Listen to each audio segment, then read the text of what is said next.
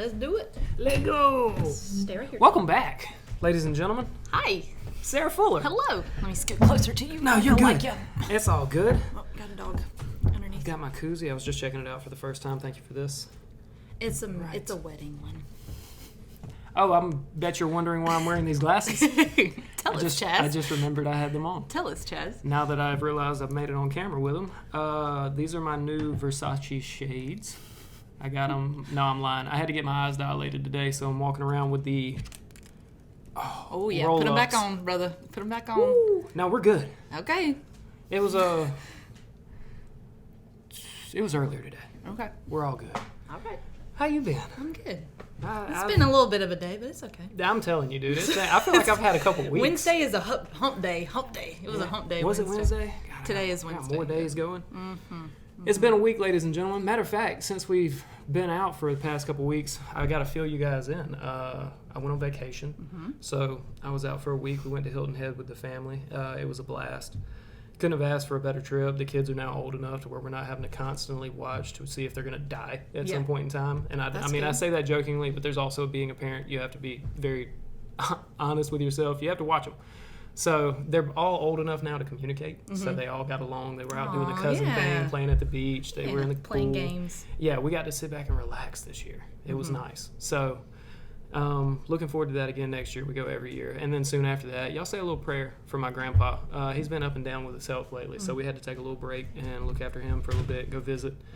Hey, I apologize. No, my dog is Tully wants to get in the trying shot. to get comfortable. So. It's all good. But yeah, we've been doing well. Everybody's on the up and up now, so we're back. I did 14, I think, weeks straight of podcasting, and then you're doing a lot. Well, I've enjoyed it very much. So I'm not trying to step away from it, but I also have to make sure that I keep my quality there, and I don't want to force it. So everything has to be authentic. And the days that are harder to do, it was actually the first time I ran into that stint of like, all right, I have so much going on. I'm probably not going to be myself when I meet people. Right. Because I was actually going to meet somebody new. I'm going to get back in touch with you, I promise, if you do get to check this out. I'm not going to ruin that guest because it's somebody I don't even know. Okay. It'll be a new person completely. Nice. They reached out and wanted to come chat with me, but they're of Elberton or not from Elberton, but recently moved from what I understand. So I have that to look forward to, and a couple other people that said they want to come on, but I figured we'd start back with Sarah Fuller. With me. Get to come hang out with my friend, see how things are doing. Oh, and my wife got me a shirt. I don't know if you guys can see Wicked this. Wicked shirt. Good job, Caroline. I don't know how much I can... Turn it. There you go. Can we get I think that? you get most of it. Yeah. Okay, cool. It's weird. It's the logo. Yeah, it's super weird wearing your face. But it's also... Nobody's going to promote you like you will. So if I'm going to have it out there, I might as well have it all the way out there. So go follow Social Therapy, guys. I'll appreciate every bit of it. What you been up to? I know you said you had a rough Wednesday. Yeah, just I get migraines every now and then. So woke up with hereditary one this type morning. deal? Like you've been doing this your whole life? Yeah, but it comes in phases. So when growing up, I had them all the time. I think it's more hormonal. Well, when I was little, I was gonna say it's probably the freaking could be smoke. the smoke as well. Yeah, the smoke could have got me fire. yesterday. Yeah, but yeah. So I just every now and then I might get one, and if I don't catch it early enough, I'm just along for the ride. So that's what happened this morning. I get headaches more often now. It was. And it's funny to laugh because this morning I was just struggling. You know, I got to work and, did whatever. Got to get through the it. kids I was working with, I was like, guys, I'm not feeling good. And they're like, it's okay. Got through it. Had to go home. And I'll get sick if it gets to a certain point. Yeah. So, I was about to leave, heading on the way to the house. Couldn't make it to my house, so I whipped into my parents' house.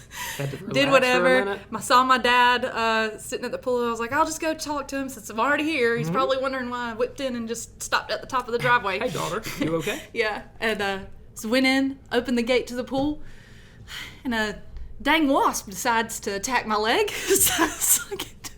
So you had a migraine and a wasp. Had a migraine, stung my leg, and then he had two buddies that were trying to come at me too. And my dad was like, "Come on, there's more." So I went and jumped in the pool. But that got my attention off of my headache, though. I was about to say, major you weren't pain thinking moment. about your head anymore. It was a major pain moment. I bet. But it was just hilarious. I was like, of course.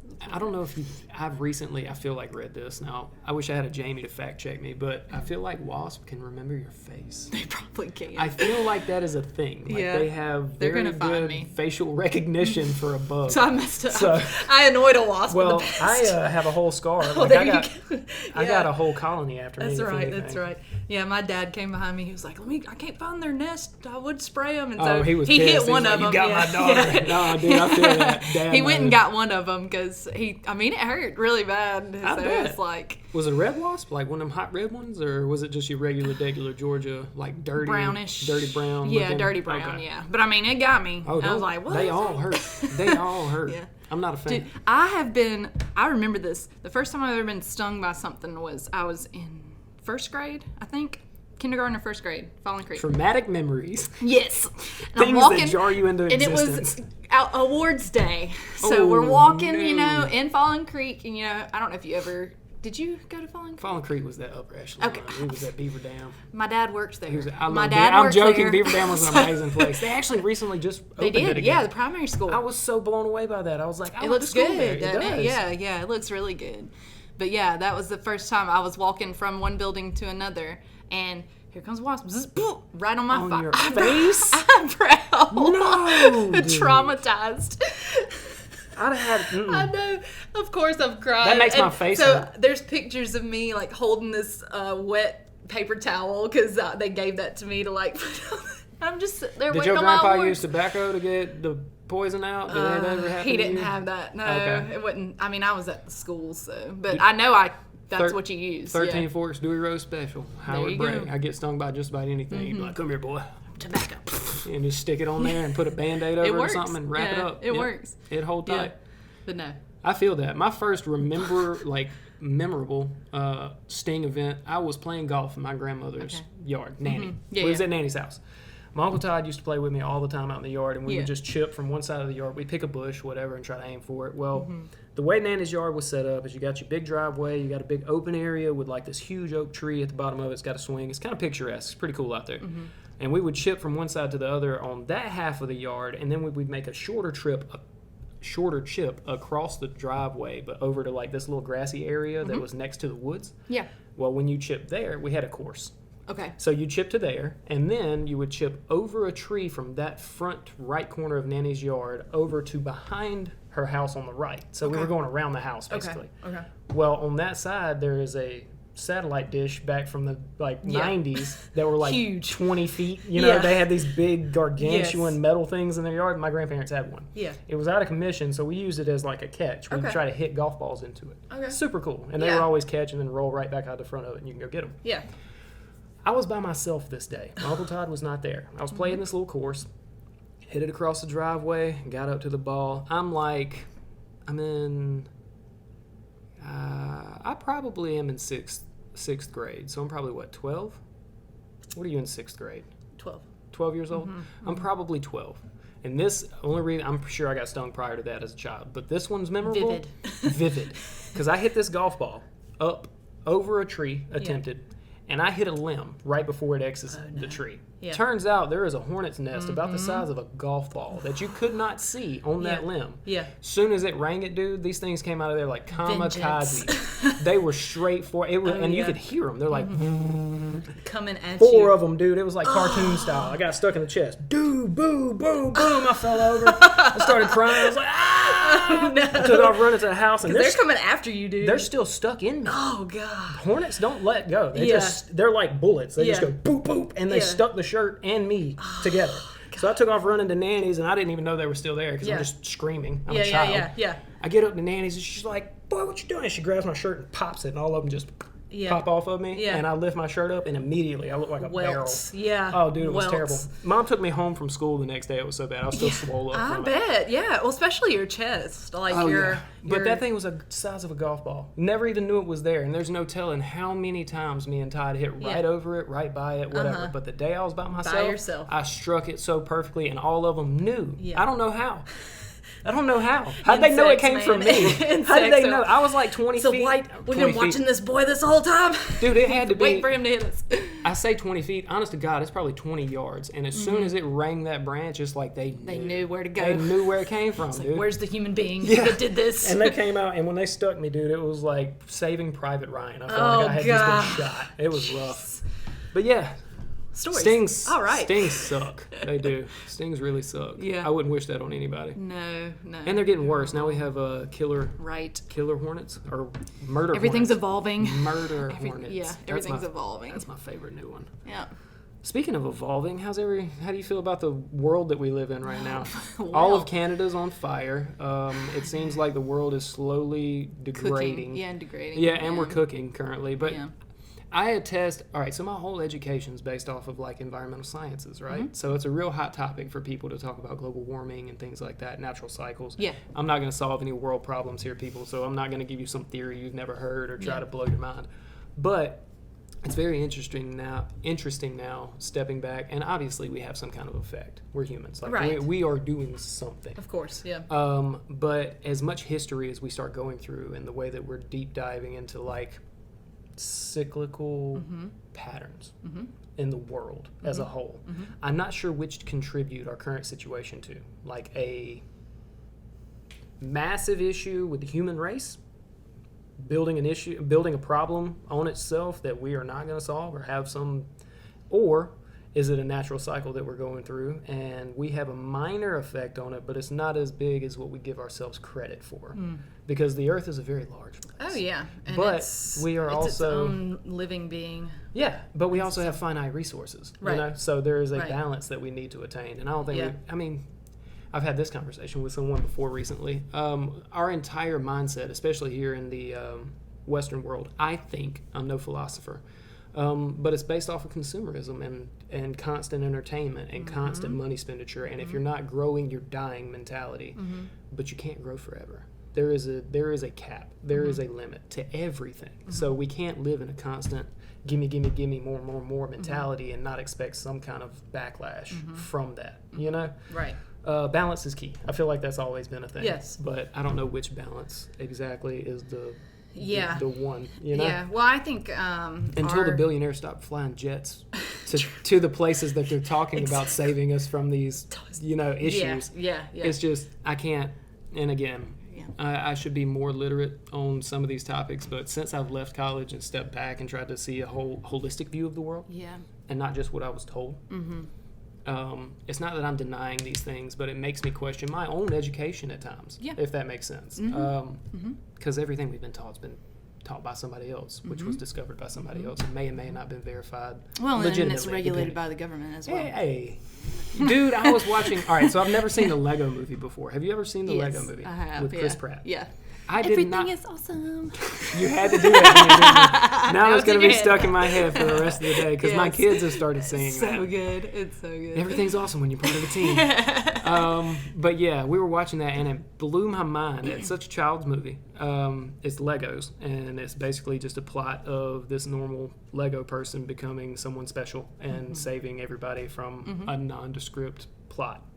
Yep. But it had a deeper undertone of this person that had created this world that they exist in, like the company. I can't remember what it was called because I've only seen it once with my kids. It's been a while. But they're a pretty good company. They make everything. They make our food. They make our housing. They make our voting machines. They make and it stopped. And I was like, was this movie throwing darts? Probably. And it was in like 2014 that this was made. Probably. So, and it was pretty funny to me. And it was actually a pretty stellar cast. Like, it had Chris Pratt. Chris Pratt's Morgan great. Freeman. Will Ferrell. And the dude from Taken. Liam Neeson? I don't know who you are. Yes. Yeah. Liam. Thank you. He's like, I will find you. I will find you. That guy. Everybody knows that guy. I will kill you. And I will kill you. That's I can't believe they made like 4 of those. How many times? I've only seen the first one. How many times can your kid get taken and not be like, you're just bad This parenting? is a problem, sir. You're bad parenting. I think it's spun a different way. Yeah, I feel like the first one was his daughter got taken. I think the second one was like a revenge tale. Probably. I feel like was like the family that he destroyed or got involved with to get his daughter back, come back to try to get him or whatever. And his daughter had to save him or some shit. Like the flip script. Yeah. And then I think after that he started getting hired to find people. Yeah. It was like, oh, we know what you do. Come find my daughter. She's been lost for right. So whatever. that's 3 and 4 probably. I'm pretty sure that's how it played out. Again, I haven't seen them. All the respect to Liam. I'm sure he's a great person. He's all, probably. He's a really good actor. He was a teacher before he became an actor. I do know that. Oh wow. He was just a normal person, from what I understand. Nice. Not that they aren't all normal people, but fame does things. So I feel like he's one of the more normal ones, probably. Yeah. Kind of like Chris Pratt, which is why I enjoyed the Lego Movie probably as much as I did, because he's pretty funny. So funny. He's so funny. I enjoyed all of it. So now the kids want to see number 2, but we'll get to that when we cross that bridge. There's a second one. Yeah, but that's been out, right? Yes. Yeah, okay. This is all Amazon Prime. I'm just now going through it. Okay, just now figuring out Legos exist, because I wasn't a Lego kid, and my son has become a Lego kid. So we are building Legos. I loved Legos. You would. Thanks. Okay. You know me too well. I do. Yes, I would love Legos. You do. I have instructions, and I have times. Have you made anything large before? Yes, I made like a huge battleship. Oh, you're so excited. I love this. Let's do this. What are we talking about? I made like a huge battleship. I hate Legos so much, dude. I hate Legos so much. Well, me and Si can play with Legos. I have no fingernails. Do you know what it's like to try to build Legos when you do the wrong thing and then have to take it apart and you have nubs to work with? It's impossible. Yeah. No, well, I will come over and me and Si will play He with would Legos. love that. I will buy him a new Lego set. That kid's on his way to being a master builder. Mm-hmm. He is. Yeah, no, it was... No, I don't want to nerd too much. No, nerd out, please. What was the largest thing that you made? I want to know about this. It was a battle. It was probably... A literal battleship? Yeah, like an aircraft... Not battle... Yeah, it was an aircraft carrier. Yeah, did not it a have battleship. Jets on it? Did you make jets that go on it? No, it did not give me jets. But it was like a whole... Probably this long, this high. Dude, it took me like all night. Do that again? This long. You're talking about a 2 foot by 1 foot, maybe. Maybe, yeah. Maybe a 10-inch. And then like...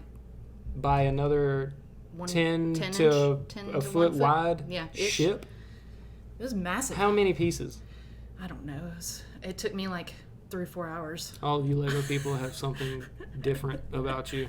3 or 4 hours. I was committed. All right, so... I should have known I had ADHD-ish tendencies then. I get it, because as I do it with my child, like I'll have spurts, but the moment that piece that you need is gone no longer in the pile that you've... And I even go through it with my kid where I separate everything. I'm like, all right, we're going to do this. Categorized. Yeah. Well, I've never done Lego, so this is all new to me. At the first one, I was like, we're just going to search. Dude, I was rummaging through it. I was like, this sucks. Hours I hate on end. this. Yes. So I started separating everything by color, and then we start. Well, we got halfway through it, and one of the pieces were gone. I was like... All right, son. I know. Usually, I'm like, we got to fight through it, son. We never start something and don't stop. Blah blah blah blah blah blah blah. But when it comes to Legos, your boy is not that strict on his morals and values. I lose it, bro. After I'm like, all right, it's not here. I don't know what to do. I didn't have it. I didn't pull it out. I'm not mad at my kid, but I'm like, buddy, I can't make things exist. I don't have a 3D printer. Can't make this happen. Don't know what to tell you. Love you, buddy. If you run into the part, find me. I'll come help you. Yeah. Usually his mom comes in and saves him. She'll start looking under beds. Yeah. I'll look. Yeah, you have to have a place where they won't go. Oh my God. It was the kitchen, which I'm sure my mom was very happy that I chose that spot to build the battleship. That's where I played. I wonder how many times she stepped on Legos while trying to make meals. I didn't have anything on the floor. Oh, well, I kept it organized. Then. No, my kids, it's a savage's house, I grew up the way I played as a kid. I categorized all my... Yeah, you're right. I was very type A. Yeah. Still I walk in and it's like a landmine of Legos in my son's room. No, I didn't do that. He'll walk up with like a camper spaceship that he has put together with like internal rugs and couches. And he'll be telling me what all these things do, and he'll have a skateboard attached to the back of it. It's like, how many things can I make this thing do? Right. I think the last thing he handed me, he said, was a hovercraft. That's awesome. Spaceship, submarine, snowboard, I'm pretty sure. And it all had these pieces on it. Like, it all logically made sense from a Lego standpoint. So I'm proud of him for going in there without the book and just slamming things together. That's it's a really good creative outlet. It is. And I'm happy for him doing it. I'm not a Lego person. That's okay. You don't have to be. I'm not a Lego person. You do not have to be a Lego person. Not my cup of tea. Yeah. I'm cool as long as everything's going great. Right. And it's only with Legos that I get this way, because every day I deal with issues. Yeah. And I'm like, oh, we'll get through it. We'll just change. We'll figure it out. The one Lego piece. Bro, Lego pieces. Evening ruined. Yeah, it gets rough in my household over a Lego piece. I'm like, son, I don't know what to tell you. I'm sorry. Yeah. I can't help you. I'm not looking for this Lego piece. I've checked around. This big. And it's like, this is a 1-to-1 version. Yeah. And it shows you exactly what it looks like. And I'm like, well, it ain't here. I don't know what to tell you. But yeah, super Lego builders and Lego movies has been a big thing in my house recently. It's been fun. There's a competition of Lego building on Well, you don't have Netflix anymore. I'm cutting down on my entertainment. No, I think it's on Hulu. If it's on Hulu, Lego Masters. Lego Masters, yes, it is on Hulu. Yeah. And the guy, he's in movies. He kind of plays a prick in most of them, if I'm not mistaken. Yeah, it's in a lot of comedies. Yes. He's in. I wish I could remember his name. Mm-hmm. But I know you're talking about. He was the host, and when he picked up their stuff and smashed it without them knowing that was what was going to happen, I think the first time I was like, I don't know that I could watch this show. But like, you're building it to see if it smashes effectively. That's what it was. So that's the point. That was the point. I caught the end of it where they just smashed it and the people were like, no, yeah, because they spent hours building. Dude, they just spent the past 8 hours of their lives building this, and he was like, "Oh yeah, you win, smash!" Yeah. I'd have been like, like, bro, we'd have been fighting. But they won, so they went to the next round. So they can build some more. Okay. So he can smash it up at the highest level. They don't smash all of them. That was just the one episode. Okay. I only seen that episode then. Of course, I'm catching the worst. Come on, man. Look. Give it a chance. I used to be a lot more like, I'll give second chances. My older age, I ain't got time. I'll be like, all right, I'm done with this. I understand I'm out. that. Sorry. I got to move on. Yeah, I just go, I hop everywhere. If I get bored, I'm like. You've been traveling a good bit, haven't you? Fairly. Yeah, well, I went to What's your summer been like? Let's back up. Yeah, let's back up. How long before you actually go back when you're back in it? I'm sorry to bring it up. August 1st is the first day of school. Okay. It's going to be fun. Thank you. You got to speak positivity. It'll be fantastic. You are born into darkness, and now you're children of light. Yes. Live as children of light. I try to hold on to that because I fight it. Don't get me wrong, but it is. I can imagine being, it's a different generation. Yeah. And I'm not clowning on the younger generation. I don't want them to hear any of these things. If y'all ever see an old man doing a podcast, is the way I see it at this point. But if they ever check it out, I hope they know that I have high hopes. There's so much potential with the internet, but again, they have access to information the same way we did, and I don't know that access was all that great for us. This is another conversation I had recently, and I feel like I could have gotten some more feedback off of it with the person I was talking to, but we were in public, so it wasn't something we could get deep on. Yeah. But my generation and your generation were the first ones to really get access to the internet, especially in phone format, where you could walk around with it. Yes. That's us. Yeah, because I remember, I started with the flip phone, and then it was a hand-me-down flip phone. Yeah, and then 555 666 exactly. Like that's how you texted. 333. You texted that way. Yeah. I just spelled love. Yes, there you go. So it was like that's how you texted. But I remember when I first got a Facebook, and that was like. You had to get invited. Monumental. You couldn't get on unless you got invited. Well, someone invited me, so I got on. How long ago was this? I was 2009, 2010. Had to be somewhere in that ballpark. 9, because it was before then, because I have stuff from my 10th grade year on there. I think 2006. So 2008. I think 2006, 2007. I got an invite from some older person that was in college and invited me into Facebook because I thought it was cool, and I was like, let me get in on this. Yeah. I don't remember who invited me, but I was on it. Yeah, I ended up I got getting stuff from high school on there way back. Y'all don't even know that y'all had to get invited to Facebook at some point in time. Some of y'all don't. That's crazy. The platform was MySpace, where you could put your own background, have your music playing. What was your song? I changed a lot. What was your song? I don't remember. If it wasn't like it was always like a rock red jumpsuit apparatus. Or if it well, I think I'd had that one. Thank you. Thank you. Tell me I don't know you, fam. Me too. Tell me I don't know you, dude. Yeah, it was it was like red suit. I was on that alternative rock, Sunset Boulevard type stuff. Wait, what's the name of that one? Charlotte? No. Good Charlotte's Good Charlotte? Mm-hmm. What's the one that I played the song when we were living together at the college? The one that I played all the time. You showed me the song. I learned how to play it. What was the name of it? It was a slow song. That was a slow song. No, that's not it. No. Maybe it'll come to me in a minute. That's it. Yeah, what is that? I'm going to look it up later. Please. You can look it up now. I'm going to look it up This in a second. This is my show. We can but tell people. Please look it up. That one, I didn't... That was later when I got into that one. Yeah. Because that was A Day to Remember was the band, I think. What was the name of... It's something Boulevard, isn't it? Sunset Boulevard? That's Green Day. What am I thinking of? Why is this stuck right now? We're getting there, people. Give me that. It'll take me a minute, but we can talk about something else while I'm doing this. You're good. Mm-hmm. I'm going to be stuck on this song. I can't do anything else but think about it. I'm singing it now. I'll Google it, because now I got the lyrics in my head. Have you seen this girl? No? That's in there. Yes, it is. If it means a lot to you. If it means a lot to you, A Day to Remember. Mm-hmm. I would never remember any of that, obviously. Yeah. A Day to Remember that would be a good thing. A Day to Remember. That's a band that's a little screamo, so that was in college. Gotcha. More college. That was a cool song to learn how to play. It is good. No, it's really good. That one doesn't... That one's just singing. So, that's actually a good cool song. One. Yeah.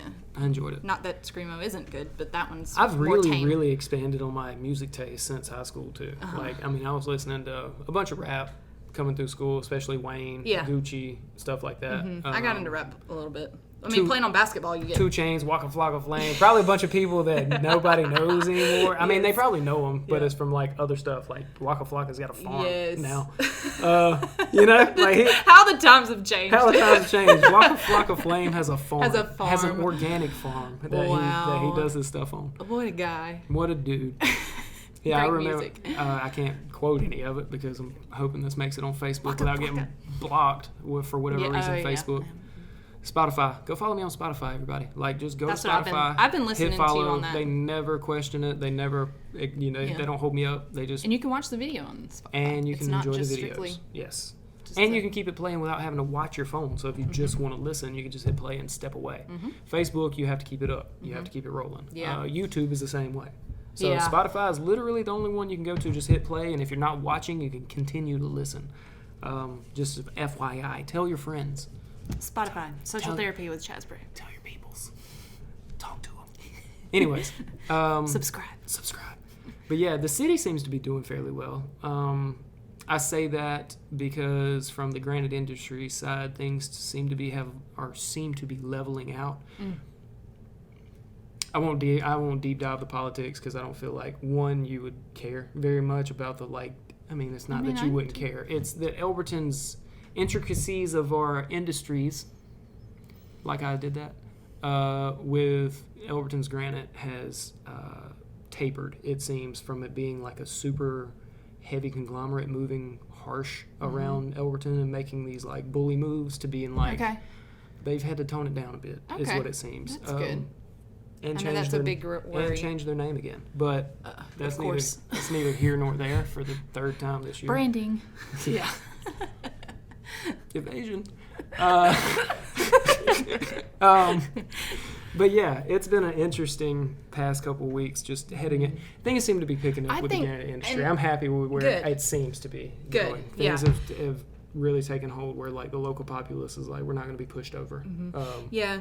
At the beginning of my summer, I was part of an externship thing with the school, and we focused on, it was me and 5 other teachers that went to these other businesses for a week and observed and saw what they did. What business did you go to? One was, I did Lewis Transcontinental, which I told you to contact him. I'm going to if he sees this. Yeah. That one, it's mainly trucking, but it's more logistics. Yeah. It's a lot of logistics stuff. That was very interesting. UPS style? I'll get into it with him. Yeah. No, it's granite. Okay, so he's hauling granite. But he's not from Elberton originally. No, he's from Florida. What a genius, dude. You are a smart dude. You seen where the money and the work was. Yeah, he's from Florida. He actually he got to Elberton because he does, oh my gosh, I'm blanking on what he does. You're good. Porcelains. He started doing porcelains. Nice. and screen printing them and doing everything with that. And he did something with an app. Like, he's very intelligent with technology as well, so it was something to do. We'd have a lot to talk about. Yes, you would enjoy talking with him. And so that's where it kind of got him here, and then he grew up knowing, he just started this trucking business here as well, and it kind of has built. It's and that's a smaller across one from here. like the Puppy Palace thing, right? Or the Ritz-Carlton. The Ritz-Carlton. The groomers. Yeah. Shout out to the Hovers. You guys are doing great work here too. Fantastic work. Tully loves the Ritz-Carlton. I'm telling you, dude. Bandit went and stayed, and that was the first time we dropped him off in like a larger had the best format, time. like a bunch of dogs, and he was like, dude, he fell right in. I'm sure. He's just he a social loved creature. It. He loves all animals. Yeah, Tully came while he was there, and they just like played nonstop. Yeah, so I'm sure they did, because he's full of energy. I'll give him that. He's nonstop right now. But he'll make friends with anything, like literally. Yeah. But yeah, I went to Lewis Transcontinental, and then Pilgrim's Pride was another business that we went in, and then we did Matthews Granite. How was Pilgrim's Pride? I didn't do it. Was two other teachers that went in and did that, but it was very.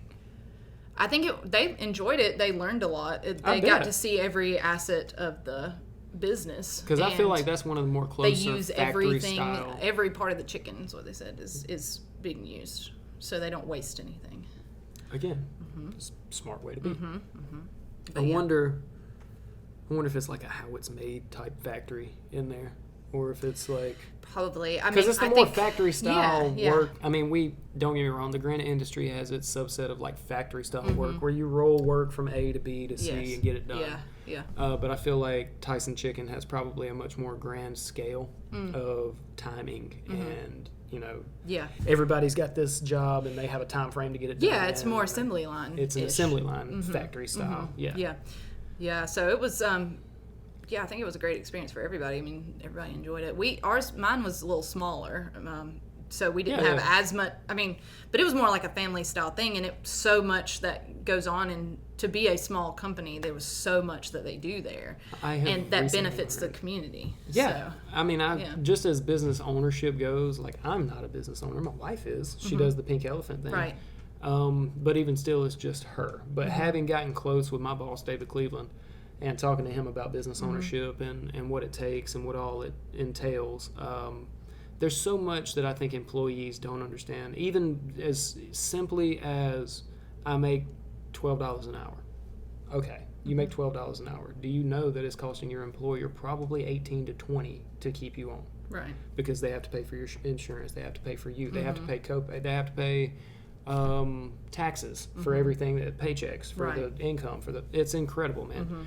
And that's a whole nother economic conversation we can have one day, is what the worth of $1 is by the time it hits our pockets, which is like 15 cents. It's ridiculous. It's nothing. Everything's so expensive. Well, again, I feel like that kind of goes back to that constant growth mentality. Yeah. Like we have pigeonholed ourselves into a non-balanced relationship with money. We owe debt. And I mean, I went and visited my brother this weekend in Nashville, and so we did a lot of things. How's my boy Reed doing? He's doing well. He's enjoying it. He's, working in sales with a construction company. So that's awesome, man. He's enjoying Kudos to you, Reed. I'd like to crack one with you one day, and we'll catch up and see how you've been, man. For sure. Yeah, he would love that. No, he's enjoying it up there. I mean, it's Nashville, so I've been talking with his predecessors to the Raider team. I've ran into Brian Smith, Zach Smith, Jeff Bell. I've been talking to all. Jeff's my cousin. The old Raiders. Yeah, he mentioned that while we were on podcast. Yeah, he was like, Sarah. Yeah. I know Jeff's doing well for himself. Dude, I love how eclectic and just to be honest, specifically, I don't know if it's my group of friends or if it's my classmates. I'd probably say my group of friends because it ranges a little bit one way or another age-wise. But everybody has found their niche, it seems. Or even if they're in transition in life and they're not sure about what they've got going on, we're very much more confident, or we carry ourselves as adults now. Even the people I've talked to that are going through hard times, it's not the same conversations that we would have had even in our early 20s of like how we handle our issues. I would agree with that. What we're going through and how we're going to go through it instead of like, I feel like instead of being reactionary, we are more predictive. We see what may may be coming, and we try to prepare ourselves for we it. reason now because my brain isn't fully developed. Hey! Especially dudes. Golly. I'm telling you. I know. It's 25, I think, is the year when you're 27 for guys. For guys? Yeah. Okay, so 25 for females. Yeah, we're stupid until we're 27. Yeah, so you are reactionary. Until you get to that point. Yeah, yep. yeah. And some people may seem more mature, but you still have that reactionary tendency.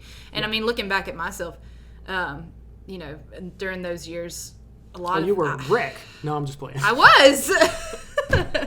You weren't that bad, dude. I mean, I had my wreck moments. That bad. You witnessed most we had of a couple. We had a couple conversations, but literally, man, like what you call a breakdown, it's like the worst of it is normal. Oh, for sure. Normal. I mean, like you've got a good head on your shoulders. Stress is a thing, man. Especially you and I, because we do anxiety. We both deal with in some capacity. Mm-hmm. But it's something that you harness, I think, at this point, or at least I have to, because I mean, even before every podcast that I do, literally everyone, as cool as I am with you or people that I have never met before, I still get anxious and nervous, even going through the setup or just getting ready or whatever. But once I start, it's all conversations. I fall into this rhythm, this very comfortable, we're just chatting. Right, we're just chill. And it becomes very easy. Right. But up until that, like, I deal with a little bit of, like, angst. Oh, and I'm yeah. sitting there like, Oh, yeah. I still get anxious in certain points, but it's more of I kind of embrace it now in certain scenarios. Now, there's some that I still kind of, like, I lock down and I still have to work through those scenarios. But it's more of the anxiety. If I get anxious, I'm like, Is it because of things that are out of your hands? Yeah. I have control issues. Yeah. 100%. I wasn't going to say anything else. Stop finishing my sentences. I wasn't going to say anything else. But no, but I have become more aware of that. It's more of the self-awareness aspect of how I react to things and how things can trigger certain things for me, that I'm able to harness it and then almost feed into that anxiety, like control it in a way. That's impressive. Control it and then push forward and dive into what is causing me anxiety, because especially if it's not anything like dangerous. I mean, obviously. Right. Yeah. Because I can if reason now. If you're anxious about jumping off a bridge with no parachute, that would make a lot of sense. You don't want to do that. Yeah. But like, thrill-seeking things that I know I'm safe doing. Obviously, I'm you want to go anxious. skydiving? I absolutely want to go skydiving. I've told you this. I know. But you said to wait until your children are older. Yeah, I can't do that with my kids. I got to wait until they're like... We're going. I'm going for sure. Skydiving. I'll probably be 50, and I will be... But be like flabbing through the air. My old 50-year-old self. Have an AED down there to like shock us. 50 and 49 will be like, sir, get me, sir, wake me. And I'm just laid out. Yes. We're gonna do it though. We're gonna do it. I'm down. But yeah, I will have a panic attack the entire way up. It will happen. Good with that. Have you ever been snowboarding? Speaking of extremities, yeah, I have. Sports. I sucked at it. I've only done it once, and I was terrible. And it took me a while. They say women are a little better than men when it comes to. If I had allowed myself the time to learn.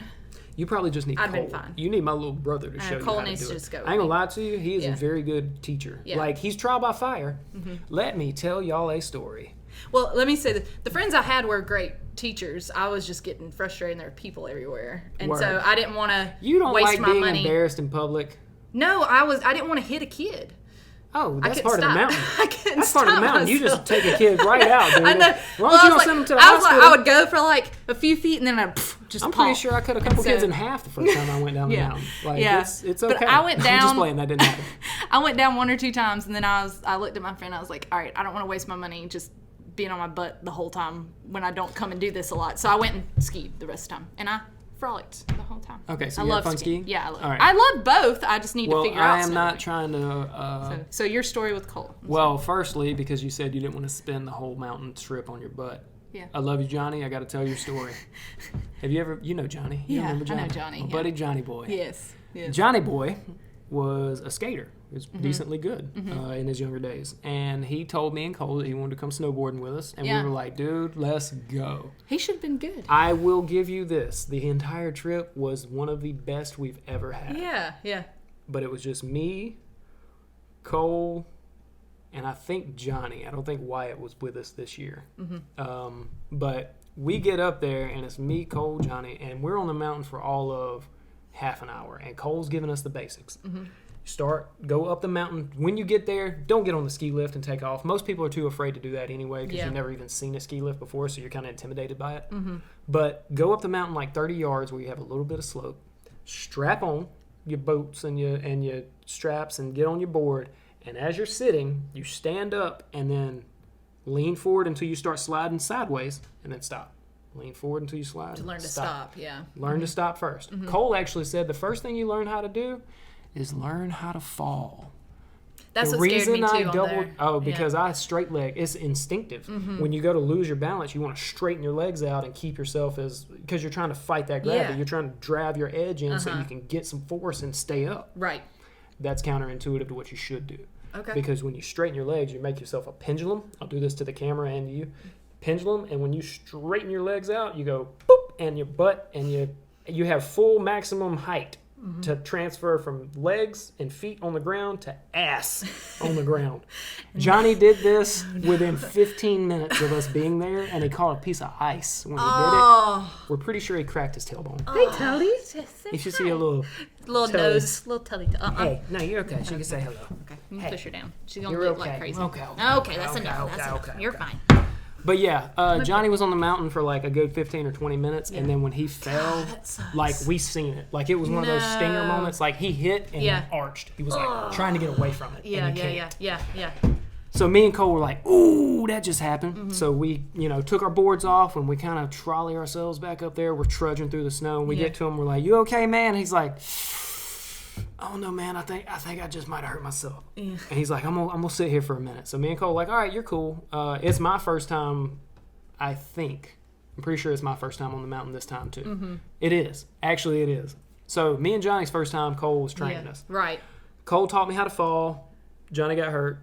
We left the mountain after like the first 45 minutes because Johnny was just suffering. Like as soon as he got hurt, he sat there. He tried to stand up. He couldn't even put pressure on his legs. Like he was just hurt. Yeah. So he took the board off and he kind of wobbled all the way back to the car. We were staying on the mountain, so he took it in stride, man. Because he made he made so many jokes about himself in that situation. That's all you can he had do. Me and Cole crying, laughing the entire weekend. Bro. Johnny is hilarious. And then as he would laugh, it would make his butt hurt, so he would start being mad because his butt was hurt while he was laughing, and he couldn't continue. Can't even have fun, like joke around. So we luckily had brought like a gaming system. So we hooked him up, we set it, we propped him all up, gave him a donut, the whole nine, so he just sit there comfortably because he couldn't sleep. The boy was suffering. And we were there for that was day one. We stayed for 3 days, so he was there for a full 72 hours. Nothing to do. Dang. So we hooked him a game system up. We let him go, and he had a good bit of fun doing that. And we would check in with him. Yeah. But this is the story. Me and Cole go out that same night. Me and Johnny had come, and Johnny had gotten hurt. We literally go in the room. Cole's like, all right, I'm gonna go out on the mountain one more time before we come in for the night because I want to go board. Yeah, like, he wants to have fun, go crazy. Yeah, I'm like, all right, bro, I'm going with you. Like, I got to learn how to do this because we didn't get but that first 30 yards. For those hour and a half we were there because Johnny was hurt. So when we went out, we walked out onto the top of the slope. So we're at the top of the ski lift where we were staying. I'd never even been on a ski lift before. So I'm at the top of it. When I hit the bottom, you went to the very top. I was already at the top. That was where we parked. That was where our hotel room was. So I strapped the board on at the top of the mountain. Ooh, it was a black diamond? Yes. Well, no, it was a blue, but here's the kicker. It was called Oma's Meadow. If anybody ever goes to the North Carolina, what is it, Boone? It's probably Boone. That's where a lot of great places are. I want to say the name verbatim. Sugar Mountain. Okay. I went to Sugar Mountain. It's called Oma's Meadow. It is a wide. It's supposed to be pretty easy. Yeah. It's where Max said to go. Max told me I needed to go. It's a real wide swath, and it's got the chairlift right in the center on these giant concrete poles that are like 10 feet wide. That's important. I'm putting that there for a reason. It's right in the middle of this entire valley. So, and on the other side of this midline, I guess is what I'll call it, is like a black diamond. So there's rocks and there's like very hilly areas. On the right side, it's like blue diamond, where it's more smooth, but it's got these real big drops that you can go over. Cole and I are at the top of this mountain, and I'm looking at it, and it's intimidating. I mean, I'm 20. If you've never, I mean, the first time. Oh, dude. It's scary. No, this story gets so much better. Okay. It gets so much I'll stop better. interrupting you. You're good. I'll Me just and listen. Cole are sitting at the top of this mountain. Johnny waddles out there. Y'all okay, man? I'm good, bro. I'm finna strap these things on. I'm gonna put my board on. Cole's gonna show me what to do. We're gonna take off. Cole's like, bro, all you gotta do is stay on your feet. He said, you know how to stop, you know how to fall. You point your nose down the mountain, you're going down the mountain. Just don't keep it pointed down the mountain because you will start going too fast. Mm-hmm. Don't keep it pointed down the mountain. You will go too fast. Too fast. Turns out, it was no longer snow on Oma's Meadow. It was solid ice. Because the winds had kicked up to like 30 mile an hour, and it's nighttime at this point. And they hadn't blown new snow on it. Yeah. So Cole sends me down this death trap, strapped to a 159 centimeter board that I had just gotten because I thought I was going to be cool and come out there well prepared. Because I was like, if Cole goes, he'd been multiple times. Oh, I was yeah, like, he does a lot. Yeah. If he's going to keep going, I'm going to go with him. I'm going to go ahead and get my stuff. I'm not renting a $200 board to turn around and buy a $200 board. I'll go ahead and do it. Yeah. So I did that. I bought one off of eBay, strapped it in, bro. We get to the top of Oma's Meadow. I was like, all right, Cole, I got this. I stood up and I take off. And I look behind me right as I go, and I see Johnny and Cole just shaking their head. And I was like, something might not be right. Something is not right here. As soon as I stand up, I realize I lean into my first edge, and I start cutting across. To the black diamond zone. Well. Or to the middle. To the middle, okay. Where these giant concrete poles are. Now, let me describe Oma's Meadow. When I stood up, I'm on like the very edge of the hill, so you have this very slight drop, and then it tapers off. And then from that point forward, you are hauling ass down this hill. I pop up, I go down, I look behind me, Cole, Johnny, negative feelings, negative vibes. I'm getting negative vibes. Support. I'm getting negative vibes. I throw a thumbs up, I turn around and look back down mountain, and I start cutting on one side, and I realize the ice changes a lot of things. You don't get the same amount of grip. Yeah, no control. So I go right over the first edge of the mountain, and my board goes completely sideways. And there is no edge digging. It's just ice. So I start doing 30 miles an hour sideways down this mountain, bro. And I'm going left as I'm doing it because I thought I was going to turn and never caught an edge, so it just started sliding. I straighten my board back out, and I'm not even a quarter way down this thing. Like, I'm doing 35 mile an hour sideways, coming over another hill. And as I go over the hill, I straighten my board out, and it just takes my momentum. And I'm flying directly at a pole. I'm doing about 40, it feels like, at this point. And speeds are varying. When you're flying on... It's terrifying when you've going never that done fast. this before. I go nose first and look up, and there is a giant concrete pole. And there are people on the ski lift watching me go through this. Oh, no. Oh, yeah, they're watching me go through this. I even heard one go, whoa, whoa, whoa, whoa, whoa. And as I'm going towards this pole, I just lean in as hard as I can, and I dig my legs down, and I just so happen to catch edge. And I go right past this pole like 3 feet. There's literally metal stakes with like the orange draping crap, whatever that is, plastic. Yeah, to try to stop you, like it's going to stop you. by that, like... Yeah. I mean, felt like I was doing Olympic speeds when I went by it. All I remember is it going, and that was a big pole. I go down that hill, and the very next hill, it launches me. Like I'm in the air. You're in the air? I Superman. I am flying down. I'm flying down the mountain, literally like Superman, board behind me. And I land on my stomach, boom, and then just start pancake sliding. And then I stop, and I roll over, and I sit up. And about that time, my little brother comes cruising up. She's like... Like spraying snow I look everywhere. up. Oh yeah, he's cool. Like ain't nothing wrong. Vibing. He literally stops right next to me. He's like, "You good, bro?" And I was like, "Cole, I nearly died." He was like, "Well, bro, you're halfway." And he rode off. Bye, brother. He left. See you, brother. He was like, "You good?" I was like, "I'm good. I just need a minute." I was like, "I nearly died." He was like, "Well, you're halfway," and he just turned and took off down the mountain. Adios. So I get my bearings about me, and I was like, "Well, I didn't die just then, so I'm gonna make it out of this." I stand up and I start doing the smart thing. I go diagonals. Like it's slow and steady. Yeah. Slow and steady. Slow and steady. But when I make it to the bottom, another thing Cole hadn't told me about Oma's Meadow is at the ski lift, there's a big drop that leads to like a dip. There's 50 people standing down there waiting to get on the ski lift, and Cole's already down there waiting on me. So they see me bumbling down the mountain. And then they know there's obviously going to be a show when I get to the ski lift because I could barely get to where I'm getting to the ski lift itself. I hit this little dip, dude, and I point my board down it, and I come scooting off the other side, board first, opposite of what I did up the mountain, and land flat on my back right in the middle of everybody. And I have to lay there for a second. Cole walks up to me with his board. Like, you all right, brother? You all right, bro? I'm like, I made it, dude. And he's like, now you got to do the ski lift, which was a whole nother thing. Like, you got getting off the ski lift is hard. Yeah. As well. So I nearly died a couple times the first time down the mountain. But when we got back to the top, Cole looked me dead in my face and said, well, bro, you just did a blue diamond and it was solid ice. If you could survive that, you can do anything on this mountain. There you go. And from that point forward, we went to every other mountain, East Coast that I could think of, and it's been a fun time. Mm-hmm. Like, I've never been intimidated by it. Yeah. I just need to do it more. I had the worst possible conditions. Cole was like, oh, you got it, bro. Go after it. You did great. See ya. Thanks. Shakes head as you're going. Yeah, as I'm leaving, he's like, no, it's going to be bad. I don't know. The halfway point, he was like, you good? I don't know if I told him I'm good. Don't worry about me. Mm-hmm. But he left me. Yeah. And I felt abandoned. I was like, oh, I'm halfway. He was like, you can either unstrap your board and walk that 500 yards back up this large mountain, or you can go all the way down and take the ski lift. Yep. I wasn't walking. Yep. So at that point, you just got to go. It was rough. But I almost died. Yeah. At the pole, and then Supermaning, I thought I was going to die. Yeah, I'm sure. It was terrifying. You did. Like, I was ate your teeth. I was probably only 4 or 5 feet but you're off flying. the ground. Yeah, but as I was leaving the mountain was falling away from me. So I just kept getting higher off the ground and then back down to meet it. Right.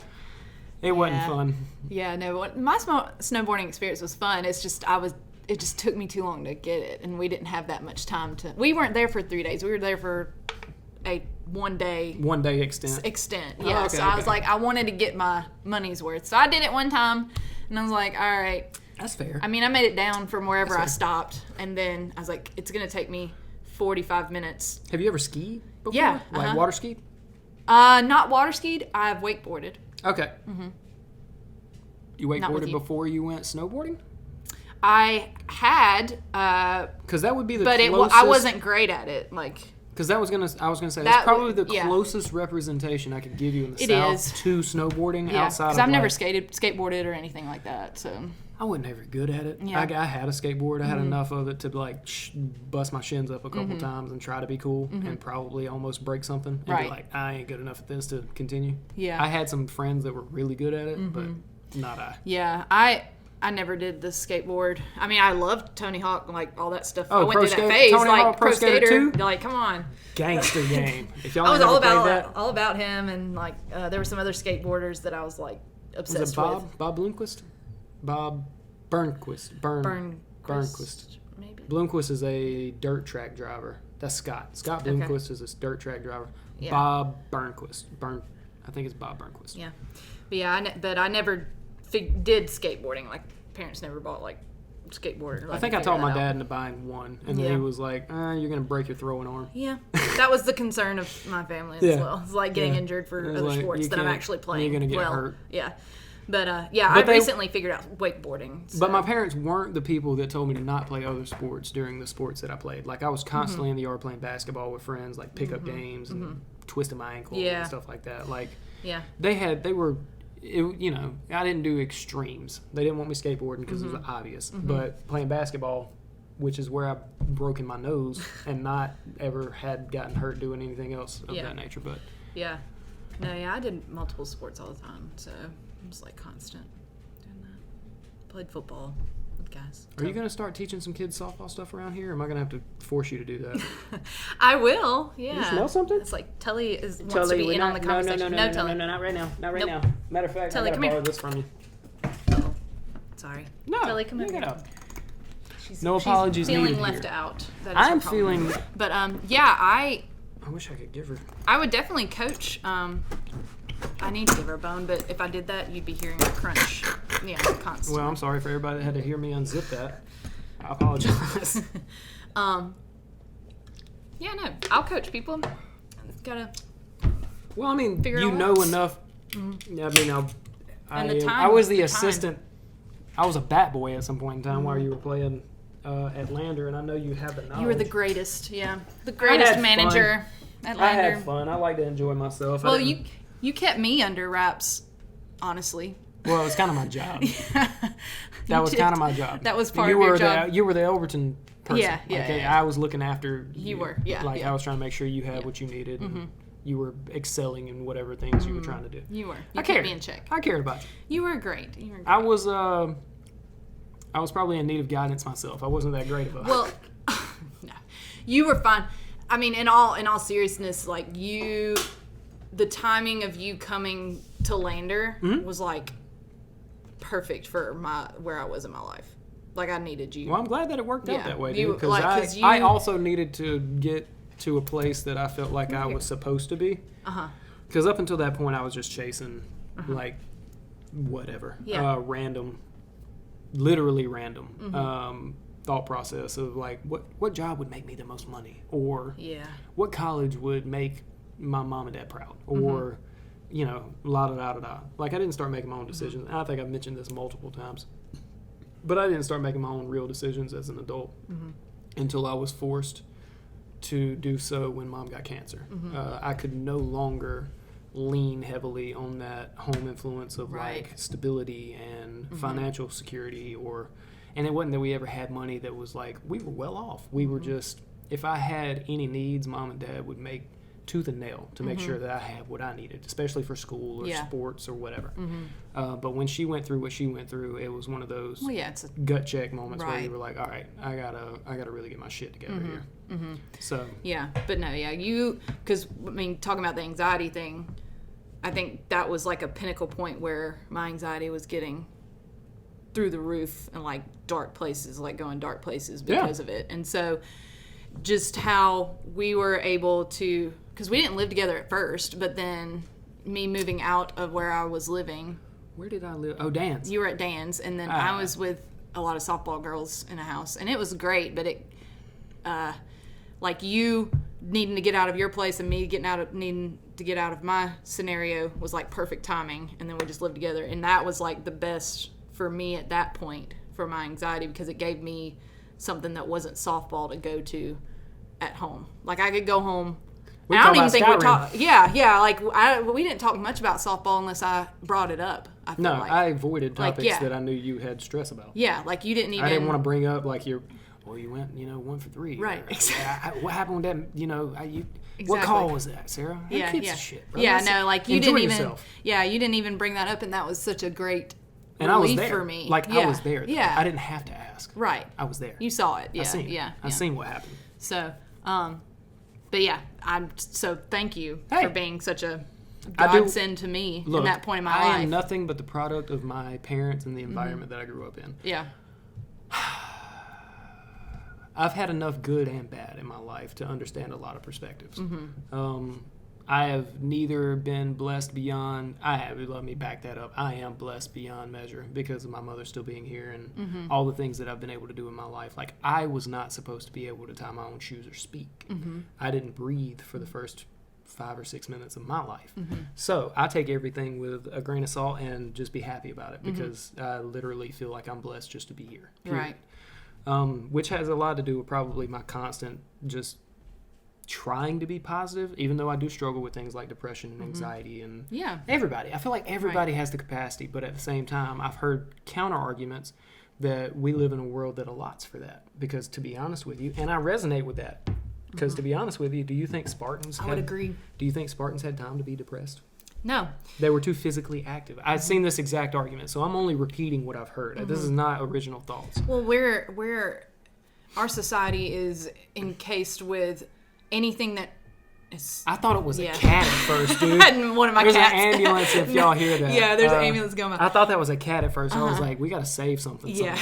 Something's dying. No, they're not. They're hiding right now. Cool. But I believe that because I feel like our society is built on escapism and what is going to... I agree. And what is going to distract us. What is the next thing that's going to distract us at the time? I feel like it's intentionally built that way. Oh, it is. Absolutely. Yeah, the more disconnected we are from that is happening around us, the less care, the less... Right. Well, let me put it this way. The less fuss we're going to make about it. Right. The less of a upheaval you'll see in society, the less that we know that our society's changing. Yeah. The things around us are happening. And if we stay ignorant to it, then it's easier for us to be complacent and just sit around and be like, oh, when did this happen? Yeah. Wait a minute.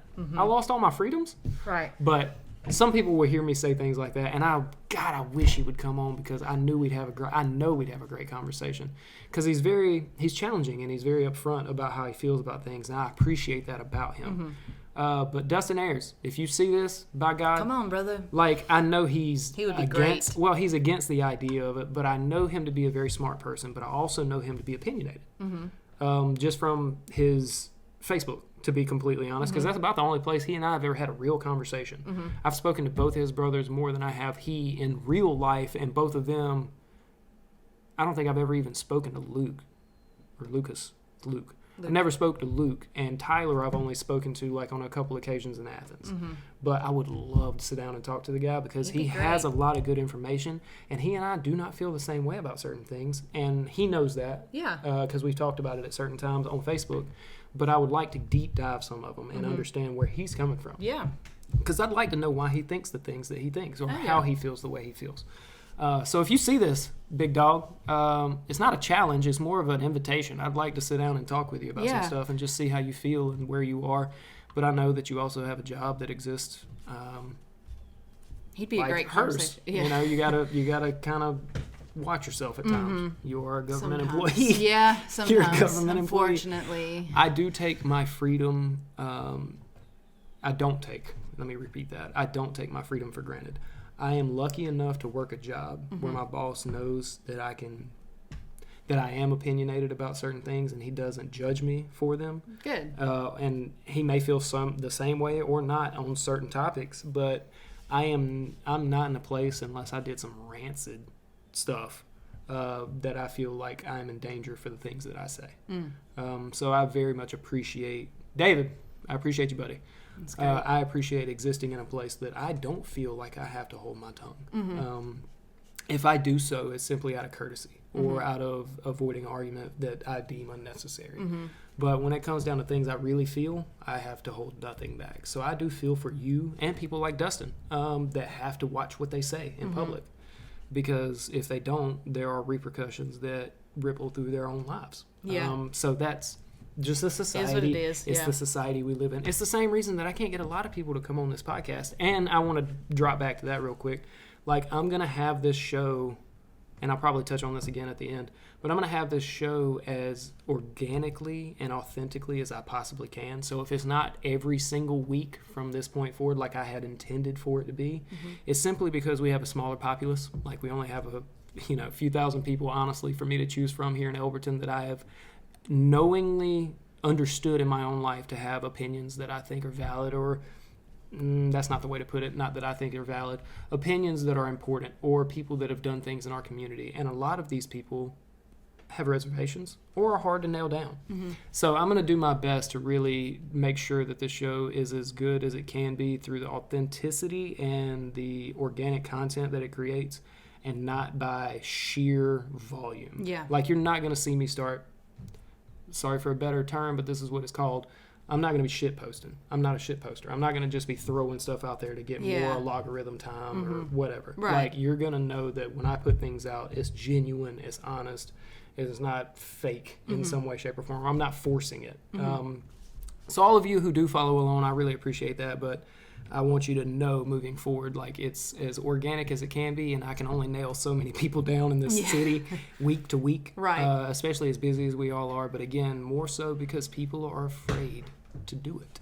Yeah, I can see that. But I'm hoping this opens doors. Like, I've got a couple people that I've been constantly hitting up, and I'm going to nail them down. Eventually, they will come on here, and we'll have a good time when we do, and eventually it'll come back. Like, I started going back through some old podcasts and people that I like, not emulate, but not idolize, but I think are doing a good job, especially in the guest format that I do, and see how many people they bring on multiple times. Dude, it turns out, like, they have a core 30 or 40 people that they'll have on, like, multiple times. Yeah, like, you'll be, like, 4 or 5 episodes later, and it'll be the same person again. And I'm like, oh, this is normal. Like, it's... Because not everybody catches it's not every the same episode. Topic either. Exactly, well. it's just organic conversation. So I had a standard in my head when I first started that I would have a new person every single week for at least a year. Like, it's a lot. 52 people, I figured wouldn't be that hard to rummage up. Like, I don't see that as a daunting task, to be honest. And I made it 14 solid weeks before we went on vacation. And then after that, my grandfather, with his help. Life happens. Life happens. So I've kind of dialed back to where I'm more worried about dad responsibility, and not that I wasn't in the first place, but I am not so anxious or worked up about finding that next episode. It's going to happen. It's just going to be in the timing that it's supposed to. Right. So I just wanted to throw that out there real quick as a little snippet. Like, I apologize for cutting our conversation in half right there, but it was something that it came to my attention. Like, I really wanted that to be known. Well, I think that's smart because, I mean, one, you're doing this on your own. I mean, Cole may help some, but... I'm going to have him back on sometime or another. Yeah, he and I always have fun. Cole. Yeah. Well, we get to just cutting up. We're brothers. Right. So we get to like actually cut up for a little bit. Oh, yeah. Some things I can't put on camera, but most of it I do. But it's fun. Yeah. But no, I mean, it's hard when you don't have a group of production group, I guess. Well, believe it or not, and I'm not trying to spoil anything here, but I'm working on larger things for this podcast.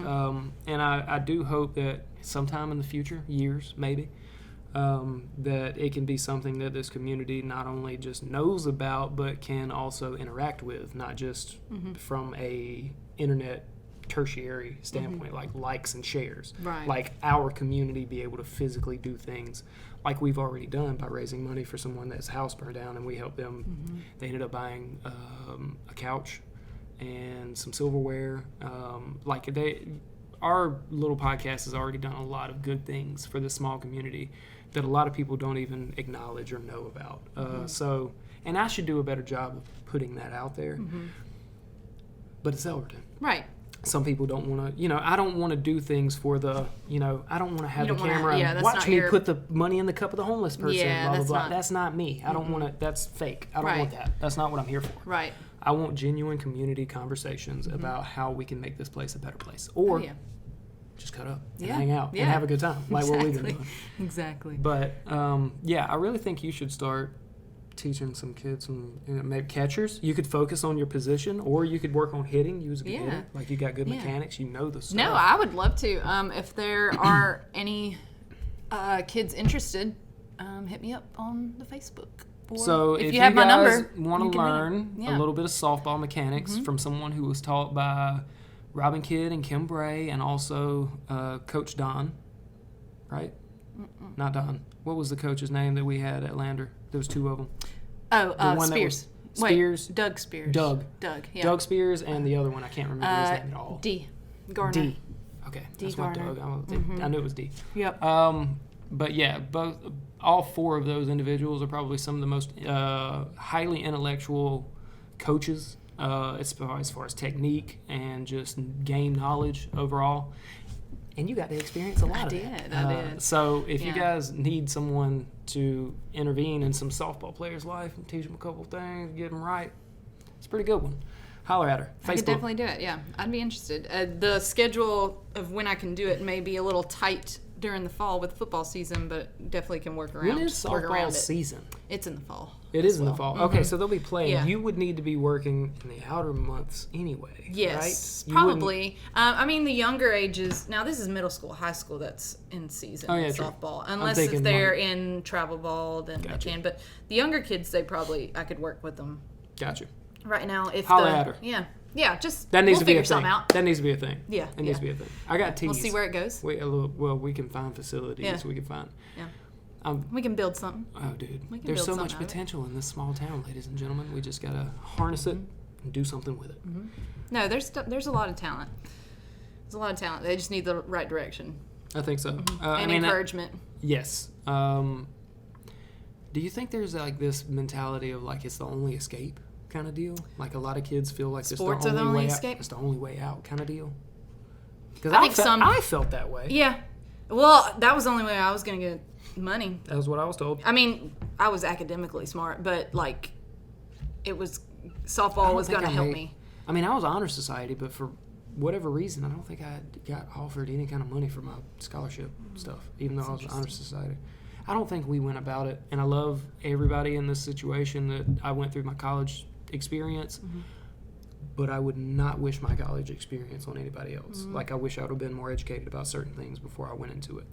But I wasn't, and it's not that I fault anybody for that. That was life and the way that it played out. So I have education now to tell my kids what not to do, to be honest. And that's where I stand. Yeah. But neither here nor there. Yeah. I think a lot of kids now think that's the next step they have to do. Which, it's a great next step. You don't necessarily have to do it, but strive for great things. Don't get me wrong. Strive for greatness always. But you need to also be. I think sometimes kids their heads get really big. Well, there's 1% of the population that become professional. Yeah, exactly. Athletes. They don't understand the. We're talking over 400 million people. Yeah. And there's less than 1% that get paid that amount of money to go play. There are great athletes that exist in minor leagues or D leagues or C leagues or whatever the case, A, B, whatever.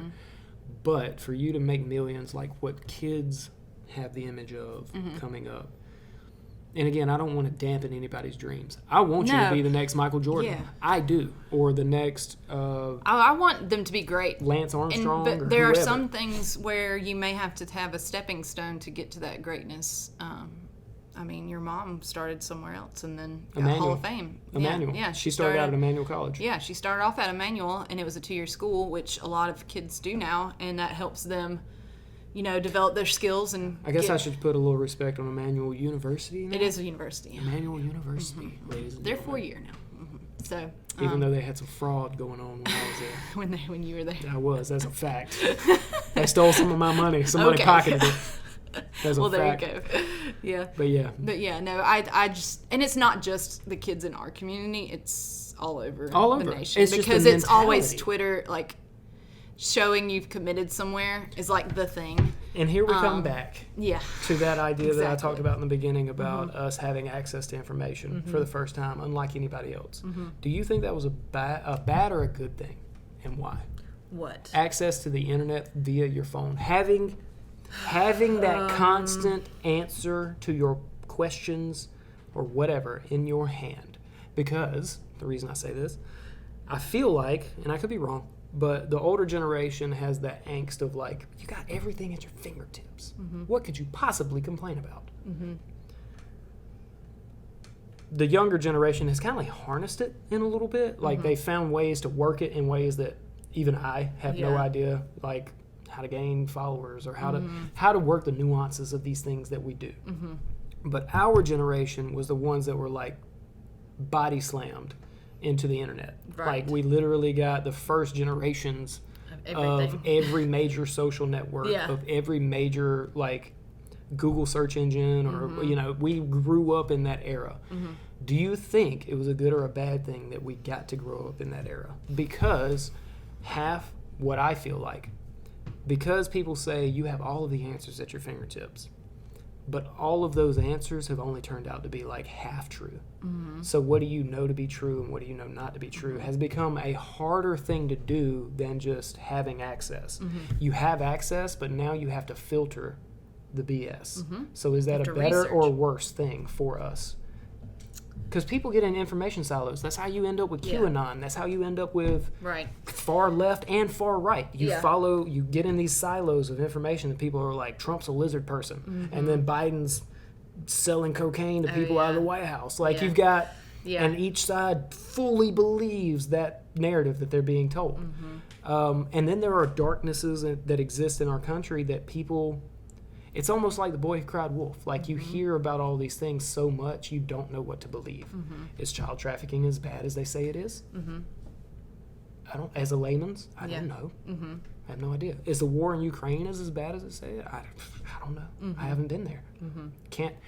And as an American, it's sad because I can't trust the general sources of information because it's been true. It's been proven not to be true. They've been proven to lie to us, even at the highest levels. So it bothers me that I don't even know what access to information gains me because I don't know what information to be true. So that's why I asked, do you think it'd be a good or a bad thing that we grew up in that era? That we grew up in that era. Well, it even exists in it, because we were the first ones to have to go through that threshold of like, I don't have to look up all these things. Who was the first major, like, death on Twitter that everybody thought somebody died and they actually didn't, but it was the information that circulated. Something like Carlos Mencia died, and everybody was like, "Oh my God, Carlos Mencia died," and then he's like, "I'm not alive, dead, guys." Yes, but stuff like that started entering our lives where we're like, things that are put in front of you aren't true, and then it turns out a lot of things aren't true, and then they take Pluto away from me and make it not a planet, and then I start questioning all of my existence because what is anything if they can just make a planet not a planet anymore? Not a planet anymore. So, I have existed in that plane of thought since I was probably in 9th grade or 8th. Well, I think this comes back to we're constantly evolving more and more and more with the times. So if this wasn't given to us, what would have been that next step? What would have come upon? Yeah. What would that? You think I think that it can be. You think we'll be symbiotes, like cyborg people? Don't let me go down that rabbit hole. You know, that's my what brain we're doing will go here. crazy. I am trying to go off on a deep end. I think it's pretty. I mean, we're gonna be close to doing cyborg stuff. Likely, very likely. Yeah, dude, they've made like full body AIs. What? There's robots that are like full body. Oh yeah, but they're only generating like input output now. Input output right now. That's all I'm saying. No, I get that because when Elon Musk is like, I tried to warn them. And it makes me feel like I'm watching some kind of terrible movie happen. Like, I think that we are much closer to... I feel like we're a chrysalis. Well, what is that the word? What would be a pacemaker? Oh, okay. I get what you're saying, but that's modern technology. It is a technology. Allowing for the longevity of life. What we're talking about is a singularity of new thought. A thing that thinks upon itself that didn't take human creation. Like AI, like iRobot AI.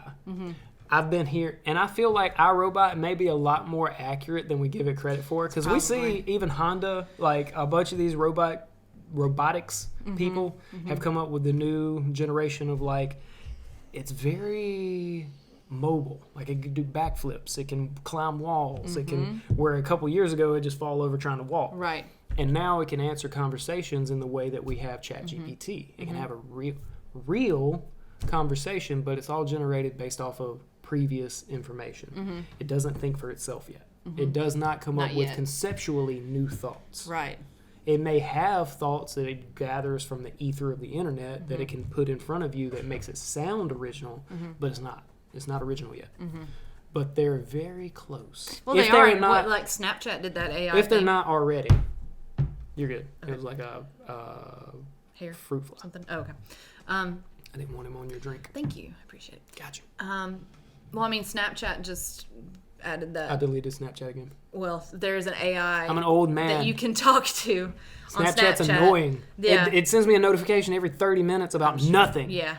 And I'm like, I can't do this. I only have it for a few people that communicate through it. My brother. And I was like, Cole, you can text me. Yeah. Like...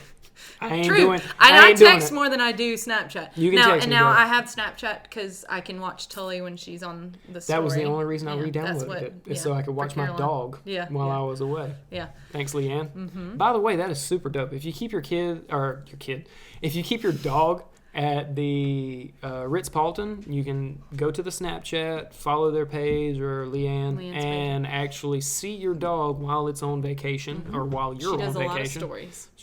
You follow along with what your dog's up to, and that's really cool. I appreciate how we're integrating those technologies into our businesses. That does make me feel good that Elberton is that kind of... It's an Elberton fam. Like, this is EC. We have a person who is doing a jam-up job taking care of your animals. She's very wanted. She really is. Matter of fact, there is a plethora of that business to be had. There's a lot of people that have to get turned away, I'm sure, because there's not enough people doing that job. Right. Yeah, this summer I did pet sitting. Did you like it? Yeah. I liked it. I looked after a couple of farms. Look, Pete, don't judge me. I love kids. I'm a coach. I do all these things. Even spending night company and stuff like that, it's fun. My personality type wears out quickly because I'm so engaged. Yeah. Like I only have a certain amount of time. You're fully there. Yeah. I'm fully there. So I only have a certain amount of time of that, and then I'll hit my threshold or my throttle, and I'm like, I can feel myself starting being like, all right, I can't do that. I can't do that. Hang on. But yeah, it's interesting. No, I enjoyed it. It was a lot of fun. So if you need anyone to walk your dog. Oh, here we are. Look, if you need someone to learn how to check in on your pet. Check in on your pets. Or if you need someone to do some softball stuff, we have 2 options here. Yeah. And they're all from the same person. It's from me. Yep. We're going to get you. We'll see how that Facebook, goes. Sarah Fuller? Facebook? Yeah, it's just Sarah That's the Fuller. easiest. Mm-hmm. Okay. Yeah, like if you can't. I'm not going to put my number out there unless. No, I wouldn't. Yeah. I wouldn't do that. Especially that would be Facebook Messenger. No. Yeah. I don't put anything out publicly like that. I didn't even like when ADT and I had people calling my personal phone for like business stuff as far as folks that didn't even know it was my personal phone. I'm like, I don't like this. Yeah. I don't like that at all. Nope. What time is it? What are we working with? 7:44. I don't know what time we started, but I'm enjoying myself. Yeah, we're just having a good time. That's all that matters. I feel like we've been just chatting. We're just chatting. You been reading any new books? That I am reading. I finished that Colleen Hoover book, which is a girl book. Colleen Hoover. Colleen Hoover. Yeah, Caroline is. It's that romance book that you're like, oh, that's. I was talking to Caroline about it. One that you would care to tell people because I'm not. The women will know who Colleen Hoover is. And okay. Ladies. She's an author. Yeah. So I finished. Kudos. I hope y'all enjoy. I just finished It Ends With Us, and I'm waiting to start. It Starts With Us. But a friend is reading it now. So I finished that, but I am now currently reading. Look, I can't hate on you. I read high fantasies. I know. I go there. Super high fantasies. Yeah, I go there. It's just I wanted a palate cleanser, and it was a quick read. Palate cleanser. I feel you. That was very well put. I like that. But right now I'm reading AD 30 by Ted Decker, which is an author that you really Ted Decker like. is a Christian author. The Circle? He wrote The Circle. Dude, The Circle's so good. If y'all have never read that and you are readers. It's actually 3 series of books that intertwine together. Yes. Not only, it's called The Circle because it's kind of like a circle. Like the Love Guru. It's kind of like a circle. But it's those are really great books. It's a beautifully written story about creation and, about Adam and Eve and stuff like that. Starts out there, yeah. I don't know if it's creation, though, because it's like the Adam and Eve story. It's more Adam like Eden. It's the beyond. Fall. It's the story of the fall. There you go. Yeah. So it is a Christian-based book. Yeah. For those who are interested, I thought I would recommend it. It's Ted Decker, The Circle. The book's names are Red, Green. It starts black, red, white, and then green is the last one. There you go. I'm glad green brings... Because that's only one series. There's 2 other series that were I don't think you read them. I have them on my... If you want them, I have those books. But it's like 3... What he did was he had 3 separate series of books. And like the black, red, and white were like the main one. But each series intertwines with that main story. So like you'll have characters cameo within the different series. And then green is the last one that puts all of them together and ends it. It was very good. Great. There's a lot of forethought. Very great, yes. That's a lot of forethought in that. Yes. But I'm reading a book by him. That's the deepest books I've ever read, and I did this with Brian Smith. I say his name every podcast. I will continue to do so until I have him on at some point in time. Brian Smith, you've been called out again. I love him to death. He's afraid that he's going to tell me stuff that I shouldn't. I understand. Yeah. And I get that. Like it's in a real way. I get that. But what was I saying? What were we talking about? Brian Smith. Yes, we started with the Malazan. What was the name of the actual books? Oh, you told me to read those. Book I just haven't of the hopped Fallen. on it. I think it's Malazan's Book of the Fallen, but it's a 10-book series. Pretty sure it's over 3.5 million words. I read it with Brian over the past couple years. You want to talk about some of the deepest writing I have ever read in my life? Like the first 40 pages of the first book, I was like, I don't know if I'm going to be able to do this. Like it was Tolkien-esque. There was so much happening, I could not keep up with it all. I was like, who are these people popping out of portals right now talking to kings? Like, what are we even doing right now? There's elves, there's demons. What plot are we following here? When they went from like one world literally to another like plane of existence, I was like, all right, I'm lost. I'd never read a book like that before. So I dove into that. Oh, dude. When I got into it though, some of the deepest, I've never been so moved by some of the books that I read in those books. Because it's probably a story about 50 or 60 different people over a 10-book span that all have to do with a campaign, like a war campaign. And it's multiple campaigns, but they all tie into the Final Empire. Of course, it's always the final empire, right? Or the first, depending. Yeah, But the final empire and the Malazans, they were like modern America kind of deal. Like they spread democracy and they'd come in and conquer people, but not conquer them. They would give them the tools to govern themselves and not make them change religion. But they would. So it was Rome. It was like Rome, kind of deal. But the books had such high fantasy writing as far as like what was capable and aspects. You just went out there, dude, like so deep. And then I started deep diving like the writing and how much it's so much. It's an entire world. It's literally an entire world within a book series, like a whole nother plane of existence in 3.5 million words that me and Brian read through. Wow. And it is incredibly detailed and deep, all of it, and it all intertwines. So I grew appreciation for writing when it came to Ted Decker's Circle, but when I read Malazan's Book of the Fallen, I have never read something expanded your thought processes. Like how deep you could write, period, about the simplest of things. Oh yeah, like how intricate waking up in the morning can sound. You know, like this guy had me so deeply involved with these books. Like every page was good. You were immersed. I love books. That's what I do when I read books. I basically immerse myself in what's happening. And I've read books and like legit been in tears because I'm like so invested in the books. And I'm assuming this is one that would get Malazan's Book of the Fallen. There is a certain story, and it was only once that I actually bawled. Like I had to put the book down. Right. But it was a kid that ended up saving a bunch of people within the book. But the kid was, I want to say, like autistic. It didn't say that in the book. It was just the way he carried himself. And he sacrificed himself to save a platoon of people. And the way that he did it, dude, I was bawling while I was reading it. And there's other portions of that book. I'm not going to give too much away. But I never knew that reading a book could make me feel claustrophobic. There was a portion in those books where a whole battalion of people got trapped in a cave system where they were crawling on their hands and knees. Well, belly for some parts of it, but they were basically foot to face. All the way, like 300 men, and had to spend weeks in there. And reading about that, talking about it makes my hands sweat. Because the way they put you there, you felt like you're laying in that cave with them. That's and great you writing. are in the darkness and you are by yourself and there is nothing you can do about it. And it makes me claustrophobic thinking about it. Like it was so well written. Oh yeah. It's I'll definitely super have to get into those then. I got every one of the books. Okay. All you gotta do is tell me. I can just let you borrow it. Yeah.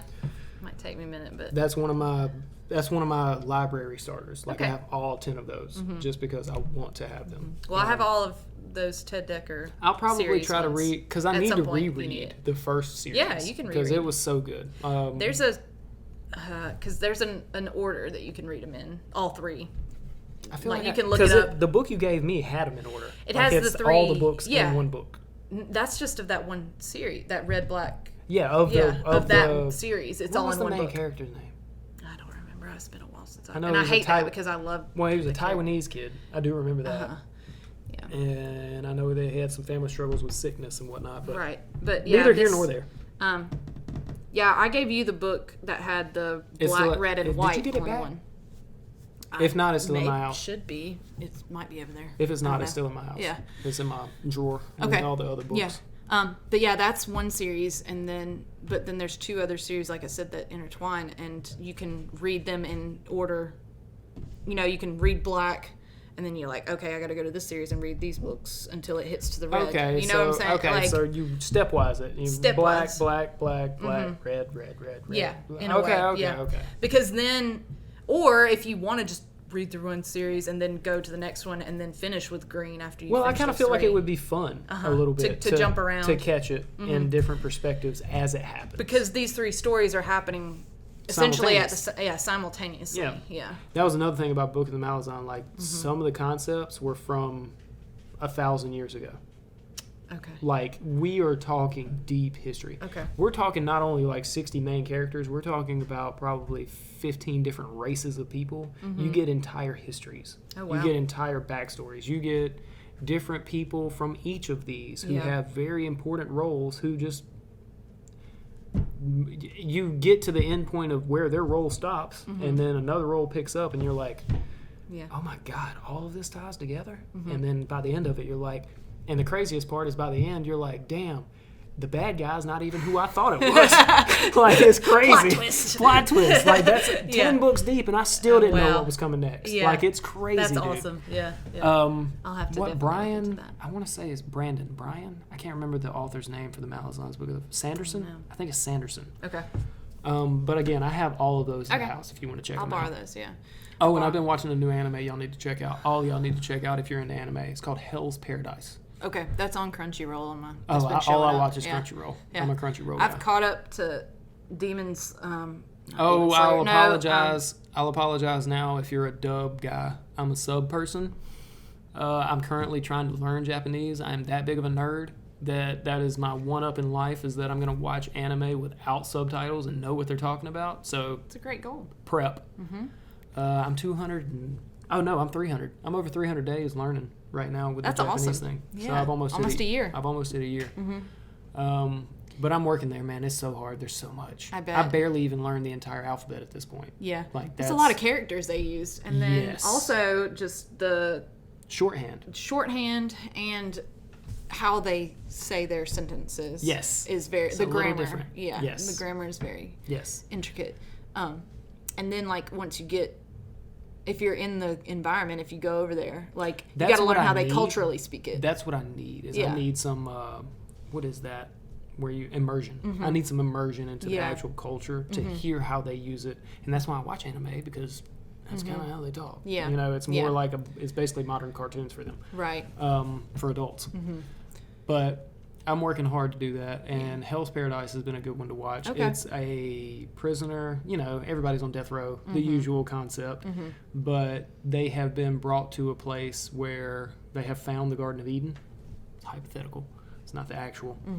But there are things that exist on this island. They think the elixir of life exists there. So the emperor sends these death row people to the island to get that elixir, and if they do, they receive a pardon. And that's what the whole show is based off of. Gotcha. But it's much deeper than that, and it's actually quite cool. Okay, I'll have to take a look at that. I've enjoyed the artwork because it's kind of classic-y. Like it feels very Trigun era? No, it's not Trigun era. It's just this is not an old anime that I'm about to reference. The One Punch Man, but the way that they do their artwork is very simplistic when it needs to be. It looks like it used to from like the 90s and 2000s, but then when they get serious, like it's legit. Great. Yes. So they have that dynamic. Okay. And as an artist, like that's what I like. Appreciate that. I'm not going to lie to you, that's like 90% of why I watch animes. I love the plots, I love the storyline, but when they get into deep fight scenes and the art style changes and the anime starts getting like when they have 14 different color coordinated things of the main character powering up, I'm like, oh, that's so beautiful. Like that's so cool. No, it's really good. But that kind of stuff gets me. I'm like, oh, that was so beautiful. Yeah. Like the fight scenes. Yeah. One Piece is Zoro's Luffy or the Zoro fight scene recently. Where are you in One Piece? Not that far. I've just caught up to Demon Slayer, so I'm waiting. Have you seen the newest arc of Demon Slayer? The Village, the Sword Village? Yeah, I'm on that. But like I don't know if it's just this one that I'm watching, but it doesn't have all the episodes, so I guess they're coming out weekly. So yes. So I'm caught up. Are you watching there. dub? Yeah, I just was on there. Some of them I'll do. You and Peter, Aaron, Victor Holiday. I like to use his entire name. Is I'm watching it in sub. It just depends on the anime that I get. Ooh. Easy, Sally. No. Is it time? Get down. Are you telling us it's time to go out? Do you need to go outside? She should be good. You okay? Give us just a minute. Hers okay. Just give us a minute. I Jujutsu Kaisen I'm watching in sub, and a lot of them I'll do sub. Tully. Easy, Tully. Her dang tail. Come on. Oh, she's okay. But yeah, it just depends on what anime, where I started. So you don't watch everything in dub? No, I don't. I actually prefer sub because it sounds better and it just their makes voice sense. actors get yeah, paid. They're so great. They get paid. Them boys make millions over there to voice act. They're great. And it just it transfers. It makes sense. Their emotions are there. Yeah, it's not just some American dude that got hired $20,000 to go voice this. It's somebody that's getting paid for their career. Yeah. So doing that, and I'm rewatching Trigun again. The new one? No, I'm doing the old because I want to watch the new one afterwards. Gotcha. I just want to remember everything before I go. I mean, it's only 26 episodes, not long. But, so, yeah. Yeah, that ain't bad. The Hell's Paradise is only like 13 right now. Okay. So you would start and up. finish in a weekend if you truly ground it out. And just, I mean, it's 25 minutes a piece, I think. But sorry for all of those who may not be anime fans that are tuned in right now. You should check it out, though. You should. Like, if There's some for really everybody that ever tells me, like, oh, that's for kids. No. I get what you're saying. I get it. You're not used to a format of entertainment that has to do with people drawing the things that you're watching. But it doesn't take away from the content that you are watching a story unfold with visual explanation. That's all it is. Actors are the same thing. They have movie cameras and they have a script. This is all that is. It's just in a drawn format. Don't hate on it until you try it. Don't knock it. And the topics are very deep. Some of the it's some of the best writing I have ever come across. And I just told you I read a 3.5 million word series called Malazan's Book of the Fallen. Yeah. I like it. The artwork, the stories. I mean, I could go through probably 30 animes that I've watched. So I got through college. Dude, me and you. Yeah, we just sit there and be like, just sit there and watch anime. I think Psychopaths we watched together, didn't we? Probably. I think so. We watched a bunch together. Tokyo Ghoul was around the same time we were watching it. Yeah. Stuff like that. So we got a bond over anime. It was cool. We got to sit there and watch some awesome fight scenes. Yes. One Punch Man. One Punch. Saitama's awesome. Yeah. But yeah, y'all check it out if you ever get a chance. All these things that we're talking about, any of them are a good choice. If you were to pick a starter anime for somebody, what would you call it? I would probably pick a short form, like something that they can get through in like 13 to 20 something episodes. But it's like, boom. There's not many that are like now the new ones. It's short. Sword Art Online was one that's that caught me. That's a good one. That's a good one. It's just they have 3. There's multiple. Yes, you also have to be a gamer a little bit to kind of get that one. Yeah, you have to be the first time they get locked in. It's all about virtual. Yeah, when they locked in, I was like, oh, that could happen. Yeah. But you'd have to understand conceptually what they're talking about for it to be as cool as I thought it was. But Sword Art Online is a good one, and I'm trying to think of ones that aren't like crazy bloody. But, I'm trying to stay away from Psychopaths and Tokyo Ghoul and all the other stuff. My Hero Academia is a that decent one's one. Good. Yeah, but that it's like longer form. I mean, it's got seasons. It's like 3 seasons in, 4 now, something like that. I mean, if you want to go old, like Trigun and Cowboy Bebop are short ones. Cowboy Bebop is a goat anime. It's good. It's old, but it's good. Nobody says. Yeah, and it's short. Like it's only 20-something episodes. The artwork from that anime and the music that they tie into. The literal flying fight scenes where they're busting through clouds and through waterfalls and the spray, the artwork that them boys were doing back then. It's so cool. Yeah, so cool. Yeah, that one's a good one.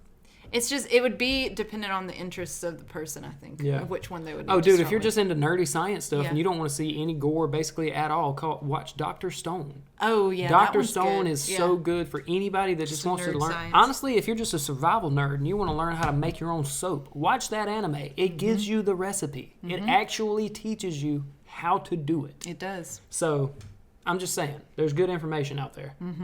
There's so many anime now. And Netflix has their own animes that they put We're talking about cutting Netflix off. I know. I'm going to have to ask you to stop sponsoring Netflix. I'm sorry. We're not sponsoring Netflix. I'm sorry. Hulu I am and Disney off, Plus and Crunchyroll. Hulu also has a ton of anime. Yes, it does. On it. Yes, it does. Yep. 7 Deadly Sins is good. Oh yeah, that's a decent one that isn't too much. As far as gore. I mean, the later seasons. Gets bad, but it starts out. But it starts off family friendly. Yeah, it does. Except for the grab ass. Yeah. There's a little bit of Meliodas. He is a womanizer. That is something that is in Japanese anime. That's in every all of them. Almost. I feel like it's in all. It's in every form of entertainment. I mean, Caroline's watching Tulsa King now. Have you seen Tulsa King at all? Not gonna lie to you, Sylvester Stallone's probably one of his better works recently. I haven't watched any Sylvester stuff since Rocky. Yeah. Or the Expendables. No. Yeah, the Expendables. I haven't watched any stuff with him in it outside of those, but this one, Tulsa King, is actually really good. I would recommend people watch it. It's really interesting. Yeah. It's got that comedic flair to a very serious thing. He's a gangster and he gets ousted. I'm not going to tell you what happens. Okay. But he's a mob boss essentially that has to start from scratch. Has to start from scratch. I like it. But we've enjoyed that one recently. I'll probably watch a little bit of that when I get home tonight. But yeah, dude, anime's awesome. Give it a try. Definitely give it a try. If you check any of the ones we mentioned out and do or don't like it, let me know. I'd like to hear from you. That's another thing that I'd like to throw out there about this podcast is I'd like a little more community input. If you guys, I've reached out to Tukey for the people that have told me. I've tried to get in touch with him. If somebody has an inline with him that wants to tell him that he's been requested, please do. I've sent him a message on Facebook, and it's not to put him on the spot. If he doesn't want to come, that is up to him. I am just trying to let you know that anybody and everybody that I can sit down and have a conversation like this with, I'm willing to do so. So I have a couple people on my list I'm going to continue to work on. You know who you are. I've texted you. I've sent you messages. I ain't afraid to say it. But hearing no, again, was part of my ADT experience, so it doesn't bother me at all. I'll just continue to ask. So for everybody that has tagged along this far, and from our little break that we just had, I appreciate you coming to hang out with me again. Yeah. With my friend Sarah here. Always. I'm probably going to start wrapping it up here pretty soon. I'm not sure where we're at as far as I have no idea. Yeah, we've just been having a good time. I don't know when we started. We've had a good time. Yeah. But I appreciate you letting me come hang out at your house and hosting this little startup again. So always, man. I think you're episode 15 now. So something like that. Yeah, I think you're on 15. Yeah. Which is my college number. This is all coming together. I know. It's all coming together. Yes. I hope it's 15. Yeah, I'm almost positive that it's 15. Yeah. If it isn't, we just sound dumb talking about this at the end of the episode. Well, it's all good. It's okay. I could cut it all out. It doesn't matter. Everybody, I appreciate you hanging out with me again. This is Social Therapy. We're back again. I'll be doing this as consistently as I possibly can. It's going to be really up to the community. So if you guys want to come hang out with me and holler at me, just shoot me a message or give me a idea of who you think would be good, and I will reach out to them. I'm not trying to bring any personal drama on here. I will head that off because I've ran into that once or twice now where I'm not bringing you on here to try to badmouth people. I've actually had people try to cut down some of my guests in other form. It's just not my cup of tea. No. Like, if you have beef with people, that's cool, but that ain't my problem. Yeah. I have conversations with normal human beings, and if we have deep, harsh conversations, cool. I'm not going to be jabbing at people for the point of jabbing at them, though. So I've had people reach out and be like, why didn't you say something like this? And I'll be like, well, I really don't see the point in doing that. I'm not here to drag people down. So, again, have no fear, ladies and gentlemen. When you come hang out with me, I'm just here for a good time and our best interest as a community. So, Social Therapy with Chaz Bray. Hey, thank you. Thank you for plugging me. Sarah, I appreciate you again, dude. Always, man. I really do appreciate it. We'll, I'm sure, do this again at some point in time. Absolutely. I'll catch up with you and see how you're doing with all the training of the kids that called and signed up with the softball stuff. Yeah. Like I said, hit me up. Let's get started. Ladies and gentlemen, thank you. This has been Social Therapy with Chaz Bray. Y'all have a blessed day. Peace. Peace.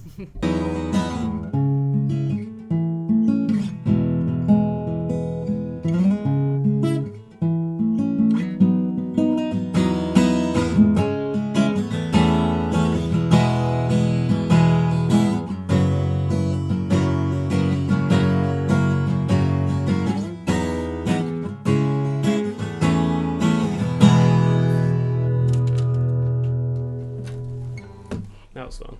Woo! That shit was hot. Appreciate it, man. I like playing music. It's one of my favorite things to do.